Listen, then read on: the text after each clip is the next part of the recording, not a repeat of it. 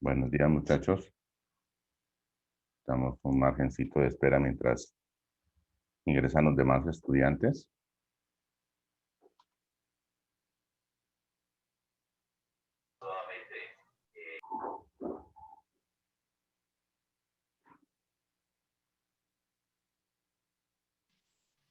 Bueno, entonces esta semanita vamos a terminar de, ¿de qué? Vamos a terminar de revisar lo de unidades de concentración químicas y ver un temita nuevo que se llama propiedades coligativas. Está muy relacionado con las soluciones y ya voy a explicar de qué se trata eso que tiene que ver para esta guía. El día de hoy solamente voy a explicar las unidades de concentración químicas como la normalidad, la molalidad y las partes por millón.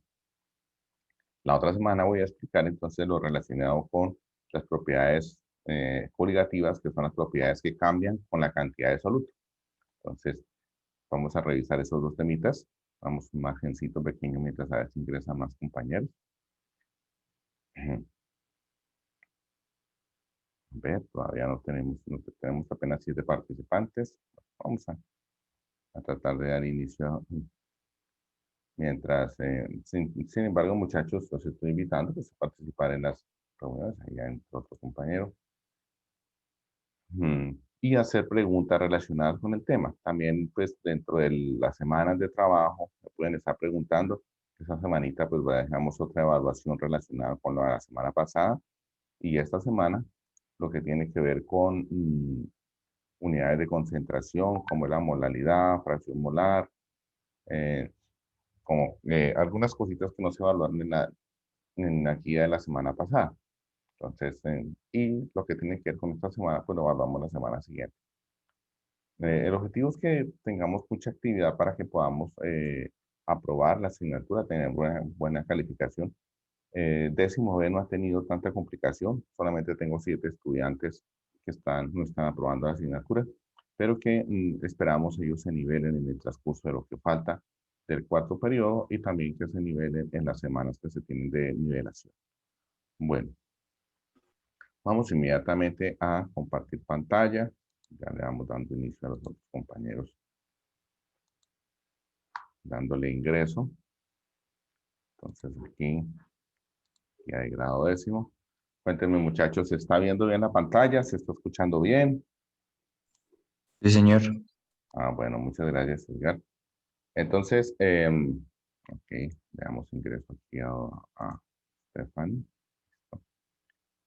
Bueno, entonces, muchachos, primero de todo, recordarles que esta guía se debe entregar el 6 de noviembre del año del presente, es decir, tenemos 2 semanas para poder desarrollar estas actividades.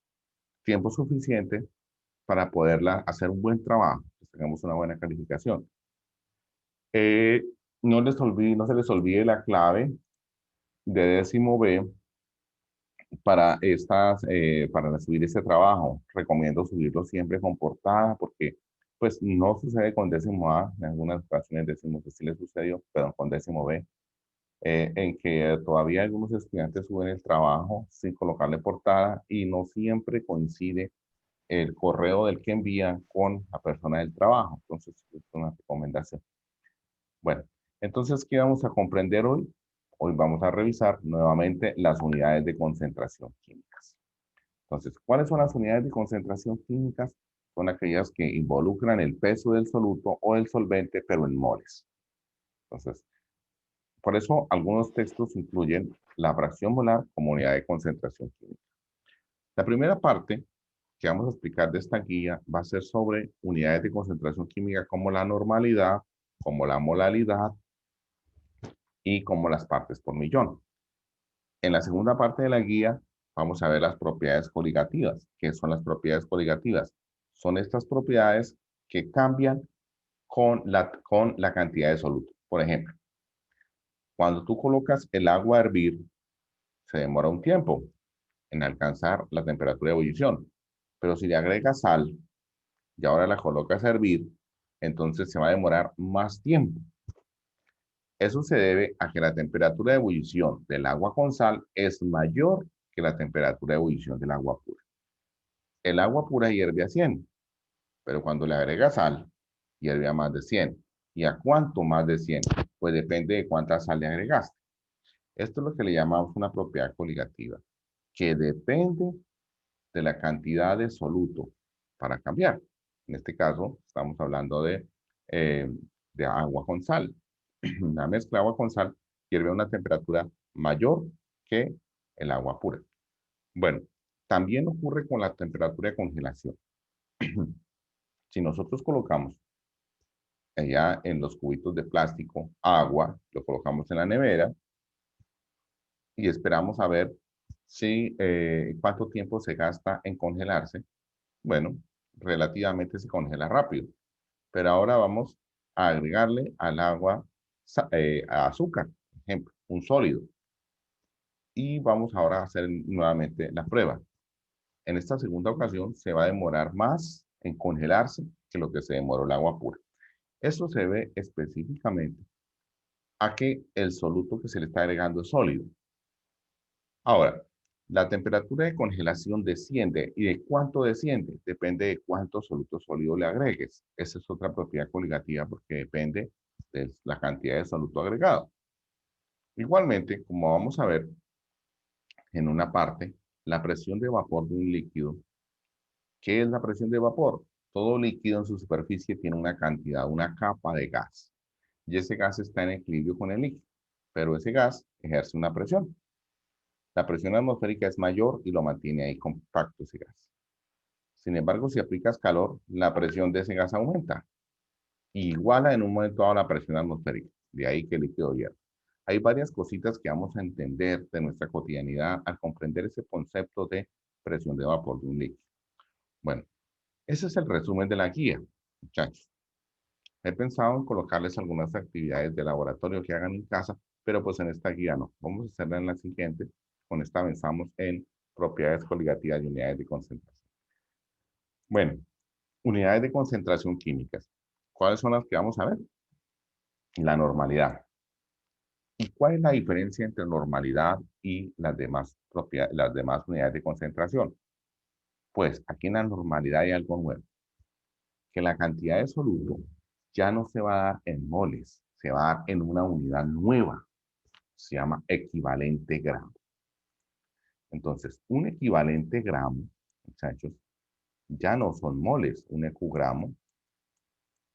¿Cómo se obtiene? Se obtiene tomando el peso molecular de la sustancia y dividiéndolo entre el número de valencia. Así obtienes el peso de un equivalente gramo de la sustancia. Con lo que pesa un equivalente gramo, puedes pasar la masa que te dan en gramos a números de equivalentes. O sea, una masa en gramos puedes determinar cuántos equivalentes tiene sabiendo cuánto es la masa de un equivalente de esa sustancia. Entonces, mira la fórmula, peso molecular sobre el número de valencia. El número de valencia, que ya lo habíamos determinado nosotros en el primer semestre, primer periodo, perdón, tanto en clase presencial como aquí en mediación remota, el número de valencia, si es un ácido, sería el número de hidrógenos. Si es un ácido, es el número de hidrógenos, el número de H's que tenga el ácido. Si es una base, entonces el número de valencia es fácil de determinarlo, sería el número de OHs, el número de OHs que tenga la base. Y si es una sal,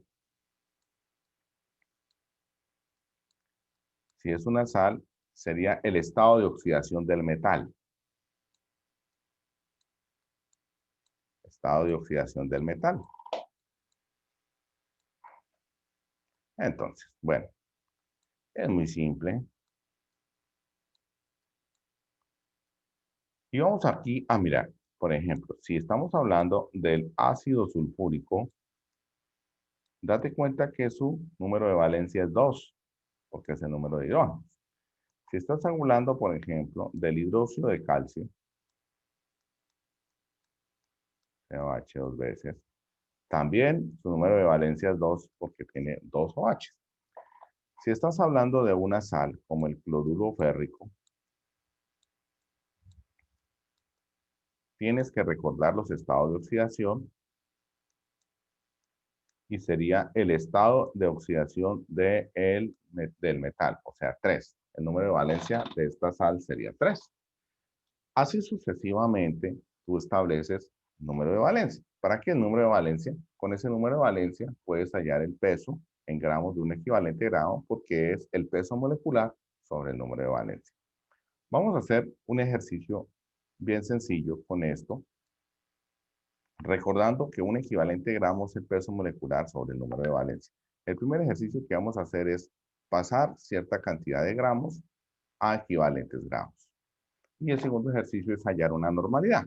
Recordemos la fórmula de normalidad, que es número de equivalentes gramos sobre volumen de solución en litros. O sea, la masa del soluto no va en moles, no va en gramos, sino va en equivalentes gramos. Por eso es que es importante nosotros aprendamos a calcular el equivalente gramo. Y es bastante sencillo, como lo voy a colocar acá. Entonces nos dice, hallar el número de equivalentes gramos de 600 gramos de ácido carbónico. Bueno, el ácido carbónico, su fórmula es el H2CO3. Entonces, ¿qué necesito para hallar cuántos equivalentes hay en 600 gramos? Necesito pues la masa de un equivalente. Entonces, un equivalente gramo de ácido fosfórico, un ecogramo de ácido fosfórico, sería el peso molecular que ya tenemos que hallarlo ahorita sobre el número de valencia, pero como es un ácido, será el número de hidrógenos, en este caso sería 2. Entonces, vamos a hallar el peso molecular del ácido carbónico. Nosotros ya sabemos cómo hacerlo. El hidrógeno pesa 1 por 2, 2, más el carbono pesa 12, más el oxígeno pesa 16 por 3, 48, y eso nos da 62 gramos sumados todos, y ese es el peso de un mol del ácido carbónico. Entonces, nos va a quedar aquí fácil. Entonces, un equivalente gramo es el peso molecular, y el peso molecular son 62 gramos, sobre el número de valencia, que son 2. Y fácilmente ya sabemos que un equivalente gramo para el ácido carbónico nos pesa 31 gramos. O 31 gramos por equivalentes gramos, por número de equivalentes. Equigramo, equivalentes gramos. Entonces, bueno, ya con ese datico podemos pasar los 600 gramos que nos dan a números de equivalentes. 600 gramos de ácido carbónico, H2CO3. Voy a pasarlos a números de equivalentes, como con el factor de conversión. Yo digo que un equivalente gramo del ácido carbónico, aquí lo dice, que pesa 31 gramos.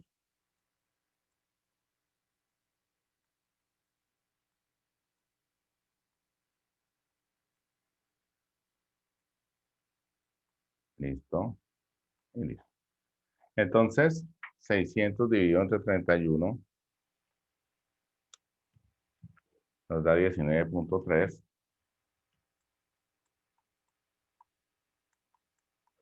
Equivalente gramos.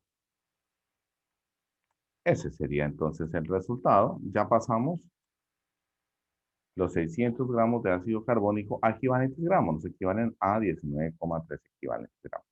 Nosotros, ¿para qué calculamos un equivalente gramo? Para expresar una mezcla, expresarla en concentración normal, que sería el número de equivalentes por cada litro. Vamos ahora a hacer el ejercicio con una mezcla, muchachos. Vamos a pasar la cantidad que nos dan del soluto a equivalentes gramos y luego dividirla entre el volumen de esa solución pasado a litros, el dato, para que tengamos la expresión en equivalentes por litro, que es la misma normalidad. Entonces, bueno, vamos aquí. Aquí están los cálculos que hicimos ahorita, los 19,3 equivalentes que acabamos de obtener. Aquí está otro ejemplito. Ustedes lo pueden revisar. Dice, se prepara una solución disolviendo 400 gramos de hidróxido de calcio, o sea, OH2, en agua hasta completar 500 centímetros cúbicos de esta solución. Expresar la concentración en normalidad. En este caso, lo primero que tenemos que hacer es pasar esos 400 gramos a números de equivalente. ¿Por qué? Porque ya sabemos que la normalidad es números de equivalente, número de equivalentes gramos, por el volumen de la solución en litros. Entonces, ya sabemos que la solución son 500 centímetros cúbicos. Sabemos que un litro tiene 1000 centímetros cúbicos y si tiene 500 es medio litro. O sea que aquí puedo reemplazar por 0.5 litros. Ya tengo ese dato, me falta el de arriba. La masa del soluto nos la dan en gramos. Entonces hay que pasarla a números de equivalentes. Entonces yo sé que son el CaOH2. Tengo que sacar su peso molecular. ¿Por qué? Porque un equivalente gramo es igual al peso molecular sobre número de valencia. Aquí lo coloco nuevamente en la fórmula. Peso molecular sobre número de valencia. ¿Qué tenemos de ahí? Es una base. Y el número de valencia sería el número 2. O sea que ya tengo esta valencia acá. Vale 2. Solamente falta el peso molecular. El peso molecular del hidróxido de calcio. El calcio pesa 40. El oxígeno pesa 16 por 2 son 32. Más hidrógeno pesa 1 por 2, 2. Y ese resultado nos da 74 gramos. Es el peso molecular del hidróxido de sodio. 74 gramos. Es el peso de un mol. Y de 50 muchachos, que es bastante sencillo. Ahora, teniendo en cuenta esto, vamos a hallar el peso de un equivalente gramo. Un equivalente gramo, como ya lo hicimos en el caso anterior, es el peso molecular. Peso molecular 74 gramos. Sobre el número de valencia, dijimos que era 2. O sea que un equivalente gramo, 74 dividido en 2, nos da 37 gramos. Y ya sabemos cuánto pesa un equivalente gramo. Y con eso vamos a pasar esos 400 a equivalentes, porque un equigramo ya sé que me pesa 37 gramos. Entonces, 400 gramos de hidróxido de calcio, factor de conversión, por un equivalente gramo de hidróxido de calcio que me pesa 37 gramos. Y de 50 muchachos que cancelo gramos con gramos y me va a quedar el número de equivalentes, lo cual entonces equivale a tomar 400 por 1 y dividirlo entre 37 nos da 10.8 equivalentes. 10.8 equivalentes gramos de hidróxido de calcio. Se encuentra lo fácil que es el ejercicio. Y ahora sí, utilizamos la fórmula de normalidad, porque es lo que nos está pidiendo el problema. Pase esa expresión de concentración a normalidad. Entonces, arriba, equivalentes gramos, 10.8. O sea, estamos expresando esa masa de esa mezcla en equivalentes gramos, unas unidades químicas. Y el volumen de la solución en litros, ya sabemos que la solución son 500 centímetros cúbicos, que equivale a medio litro. O sea, o si quieres lo pasas, 500 dividido entre 1000. 0.5 litros. Y desde luego que esta normalidad entonces nos va a quedar 10.8 dividido entre 0.5 y nos queda 21.6. 21.6 equivalente por litro, equivalente gramo por litro. Lo mismo que 21.6 normal. Es 50 muchachos, muy sencillo. La expresión de esa mezcla de 400 gramos de hidróxido de sodio y en agua hasta completar medio litro de solución, se puede también decir que son 21,6 equivalentes por litro de solución, equivalentes de hidróxido de calcio por litro de solución. Esta unidad de equivalente gramo, a veces la definición confunde, porque nos dice que es la cantidad de sustancia que realmente reacciona, pero por ahora simplemente dejémoslo con la fórmula, ¿sí? Que es peso molecular sobre el número de valencia. Eso para la molaridad, muchachos, que se dan cuenta es sencillo. Los problemas son todos similares y se van a preguntar de la misma forma que se está preguntando acá. Ahora inmediatamente vamos a ir a la siguiente circunstancia,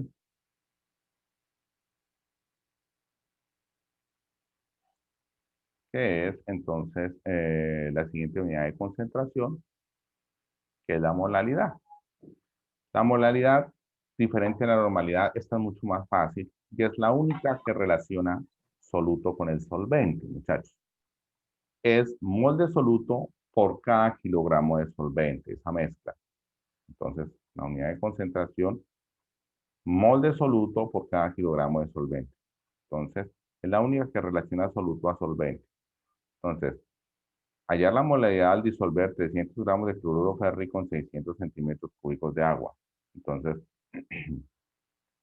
nosotros vamos a disolver 300 gramos de cloruro férrico en 600 gramos de agua y vamos a expresar esto en molalidad. La molalidad nos dice que el soluto lo tenemos que dar en moles y el solvente en kilogramos. Entonces, el soluto, los 300 gramos de cloruro férrico los vamos a pasar a moles. ¿Y cómo hago esto? Pues, como yo sé que una mol de cloruro férrico la puedo calcular, eso es simplemente hallarla. El hierro pesa 56, el cloro 35 y 35 por 3. Entonces, yo puedo directamente hacer esa suma. 56 más 35 por 3 nos da 161. 161 gramos, la cantidad de cloruro férrico. Caramba. Y entonces cancelo gramos de cloruro férrico con gramos de cloruro férrico. Nos da 300 por 1. 300 dividido en 361. Y esto nos da 1.86 mol de cloruro férrico. En 50, pues esto es un procedimiento que ya ustedes han trabajado muchísimo. Cloruro férrico FSL3. Entonces, en cuenta lo han trabajado bastante. Y la cantidad de solvente en kilogramos son 600 centímetros cúbicos de agua. Ya sabemos, muchachos, que el agua, un centímetro cúbico de agua es un gramo, o sea que 600 centímetros cúbicos de agua son 600 gramos. Y pasado a esto a kilogramos es tomar 600 y dividirlo entre 1000. ¿Por qué? Porque un kilogramo tiene 1000 gramos. Aquí si ustedes hacen el factor, muchachos, un kilogramo siempre va a tener 1000 gramos. Esto ya es. Y cancelamos, queda 600 dividido entre 1000, nos da 0.6 kilogramos. Ten en cuenta, muchachos, que ya tengo cantidad de soluto en moles y cantidad de solvente en kilogramos. O sea, 0.6 kilogramos para el agua. Ahora, la molalidad es sustituir en la fórmula mol de soluto, mol de STO soluto, por kilogramo de STE solvente. Entonces, la molalidad, mol de soluto, las moles de soluto, entonces ya las tenemos 1.86 mol por kilogramo de solvente. El solvente son 0.6 kilogramos.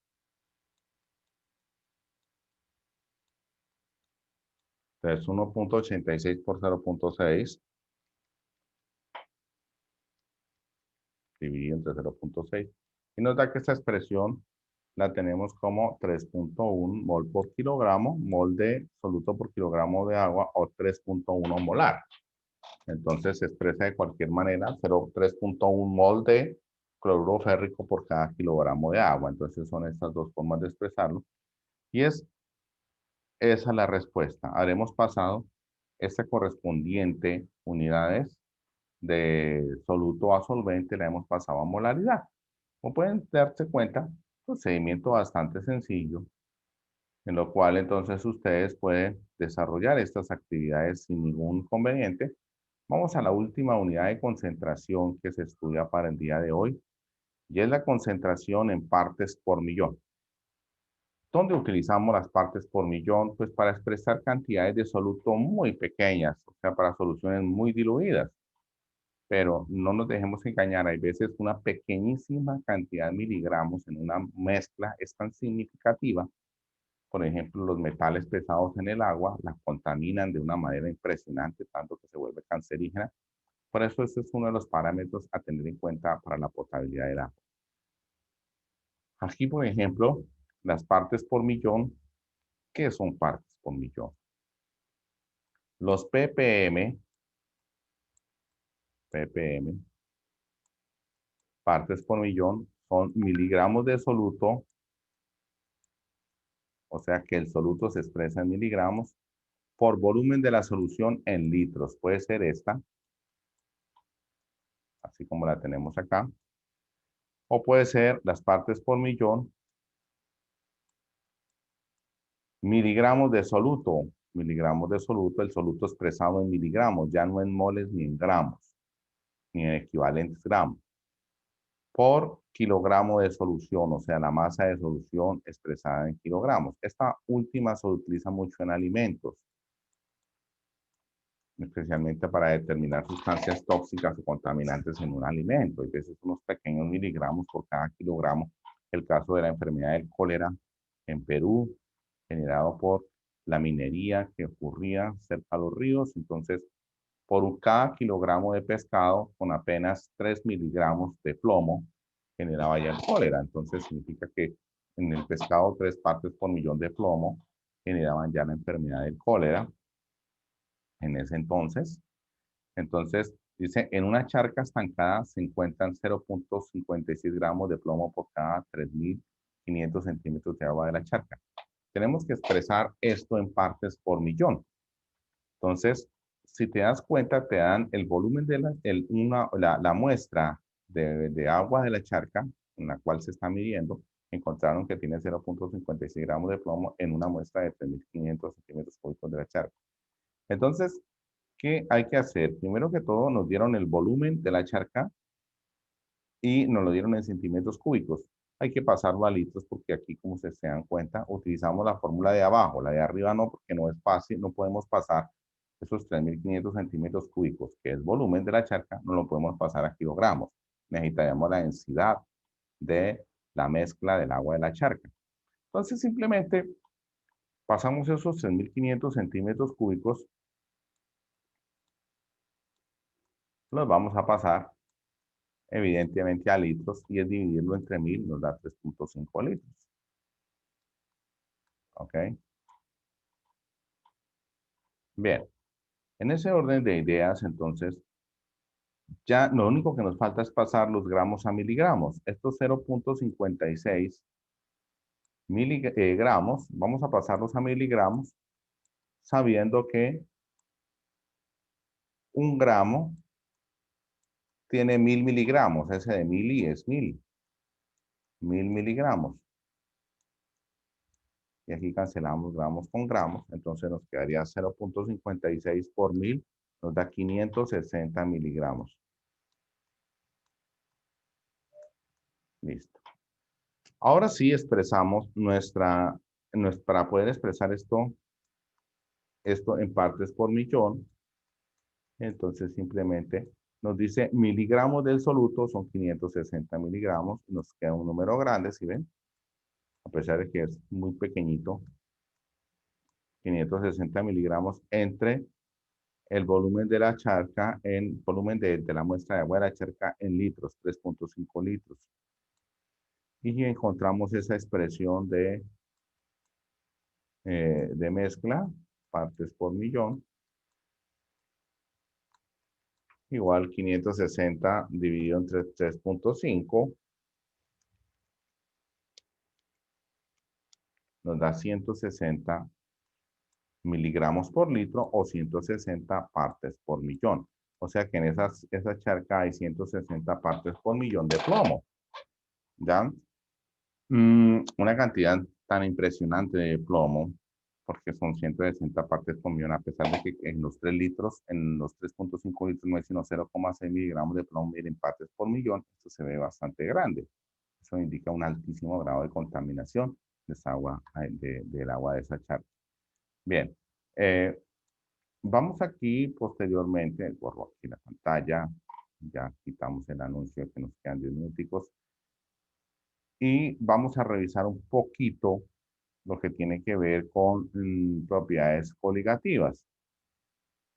Aunque es un tema que se explica la semana entrante, muchachos, entonces solicito tenerlo muy en cuenta la explicación de hoy para el desarrollo de las actividades. Entonces, esas propiedades coligativas, entonces, son aquellas propiedades que dependen de la cantidad del soluto, como ya les dije al comienzo. Una de ellas es la presión de vapor del líquido. Vamos a explicar un poquitico esta parte y luego ya miramos los problemitas, pero bueno, muy sencillo lo de esta semana. Si yo tengo un líquido agua, mírelo, lo tengo ahí, la forma como lo represento. Yo nunca veo, pero encima del líquido hay una cantidad de vapor de ese líquido. ¿Ya? O sea que lo que está en la parte de arriba es agua en estado gaseoso. Y lo que está en la parte de abajo es agua, pero en estado líquido.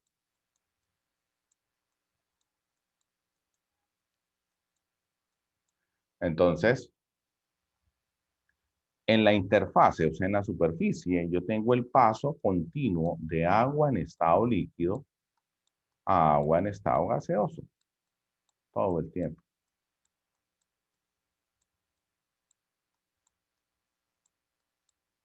Y todo el tiempo, el agua en estado gaseoso se está pasando a agua en estado líquido. Lo cual manifiesta que hay un equilibrio dinámico. Pero aquí hay una cierta cantidad de gas de agua en estado vaporoso, en estado gaseoso, y ese gas ejerce una presión. Esta presión de este gas es muy inferior a la presión atmosférica. La presión atmosférica lo mantiene ahí compacto, o la presión de la atmósfera es muy inferior. Pero ¿qué pasa si empiezo a calentar el líquido? Pues empieza a calentar también el gas. Y al calentar el gas, entonces, como ya sabemos, la primera ley de los gases, a mayor temperatura, mayor presión. Significa que empieza a subir la presión de vapor de este gas y sube y sube y sube tanto que iguala a la presión atmosférica. En ese momento, el líquido hierve. Debemos comprender, el líquido solo hierve por presión de vapor. Cuando su presión de vapor iguala a la presión atmosférica, ahí está el juego de la olla express. Luego lo vamos a entender. Entonces, no olvidemos eso. Ahora, cuando yo le agrego un soluto sólido al agua, inmediatamente su presión de vapor desciende. Y para que alcance ahora esa presión de vapor, alcance a igualar la presión atmosférica, hay que agregar más calor. Por eso la temperatura de ebullición de la mezcla aumenta en comparación con la temperatura de ebullición del solvente puro. Invito a que revisen más ese concepto, muchachos. De ahí desencadena el aumento de la temperatura de ebullición de la mezcla y también desencadena el descenso de la temperatura de congelación de la mezcla. Estas dos últimas se relacionan con la molalidad, la M minúscula que vimos hoy. La primera se relaciona con la fracción molar, que la vimos la semana pasada con la guía de la semana 1 y 2. Entonces, esas las vamos a revisar la semana entrante, sin ningún problemita, para que quede claro su concepto. Bueno, los problemas de desarrollo, pues son cortos, pero bueno, los vemos la semana entrante. Solicito, muchachos, que se desarrolle con tiempo esta actividad, de forma tal de que no dejemos para última hora las actividades. Y cuando se deja para última hora, hay algo que se pierde ahí, que es sacarle provecho a las actividades. No le sacamos respectivo provecho, o sea, no aprendemos. Y eso es algo que de pronto pues no nos favorece, porque nosotros lo que más nos debe interesar acá, desde luego, tiene que ser el hecho de aprender. Lo que más nos tiene que interesar, más que la generación de la calificación. Yo no digo que la generación de la calificación sea muy importante, pero desde luego lo más importante es que nosotros aprendamos algo que nos sirva para la vida. Esto de las propiedades coligativas, muy interesante, muy importante. Entonces, bueno, ya tomé aquí las capturas de la pantalla. Tenemos 14 participantes, hay 15 con el profesor. Entonces, muchachos, ¿cuál es la invitación? Esta semanita, evaluación. El semestre pasado, con un grado, con un solo grado, quité una de las evaluaciones porque el resultado fue fatal, pero esta vez no voy a quitar ninguna evaluación. Esta vez todas las evaluaciones son válidas para el cuarto periodo. Entonces, para que presenten sus evaluaciones, y esperemos que las cosas salgan bien. Esa evaluación va a ser sencilla, 10 punticos, muchachos, casi que se les da un día completo para que la presenten, para que la desarrollen. La vamos a hacer sobre el temitas de la semana pasada, muy similar a la que se hizo la semana pasada, muy parecida. Los temas son similares, entonces para que saquemos buena calificación. Esa la hacemos pasado mañana, ¿ok? O sea, veamos a Juan en ingreso. Esa la hacemos entonces pasado mañana. Hoy estamos a martes, el día jueves la hacemos, entonces para que no haya problemas con esa evaluación, ¿ok?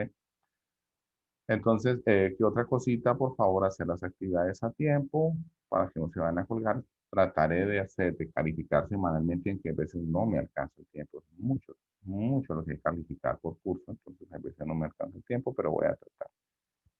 No sé si alguna otra preguntita. Les recuerdo que pregunten, muchachos, lo que más puedan. Coméntenme ahí por chat, escríbanme. Bueno, de alguna manera pregunten. El objetivo es poderles asesorar y que ustedes alcancen a comprender estos conceptos tan importantes para la vida, porque pues obviamente por algo hay que aprender química a nivel básico, porque son conceptos que necesitas en tu diario vivir y te permiten tomar mejores decisiones.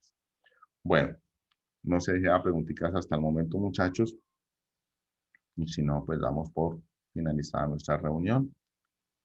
Si no hay preguntitas, entonces con el mayor de los gustos estaré para servirles en el transcurso de la semana. No olviden la evaluación del día jueves. Bueno, Listo, profe, muchas gracias. bueno, muchas gracias a todos, Bueno, muchachos. profe, gracias. Que pasen buen día, que les rinda y con sus actividades. Hasta luego, muchachos. Bueno, igualmente. Bueno, Jason, que estés bien. Hasta luego.